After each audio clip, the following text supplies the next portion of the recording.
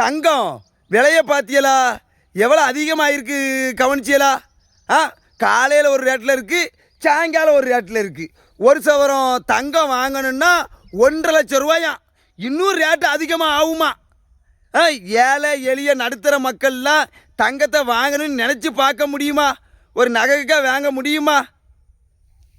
இனி அதெல்லாம் மறந்துடணும் நம்மளாம். ஆமாம், இங்கே பாருங்க, இந்த விவசாயி நெல்லை விளைய வைக்கிறதுக்கு எவ்வளோ கஷ்டப்படுதான். அவனுக்கு ஒரு 5-6 வருஷமாக நெல் என்ன ரேட்டில் இருக்கோ அதே ரேட்டில் தான் இன்றைக்கும் இருக்குது. இது ஒரு நாளாவது விலை அதிகமாக போனதை நான் பார்க்கல. போம்டெக்கு ஒரு மூடை 1500-600க்கு மேலே போம்டெக்கு. ஆனால் தங்கத்துக்கு யார் விளைய வைக்கா, யார் வாங்குதா, எதுவுமே தெரியல. சாப்பாடை விளைய வச்சு மனுஷன் வாழறதுக்காக உற்பத்தி பண்ணுதாங்க, அவங்களுக்கு விலை கிடைக்கல. சும்மா ஆடம்பரமான பொருள் இந்த தங்கம், இதுக்கு மட்டும் நல்ல ரேட்டு எப்போ பார்த்தாலும் யாருது. இதெல்லாம் இது வாங்கி யார் தான் வைக்காத தெரியல.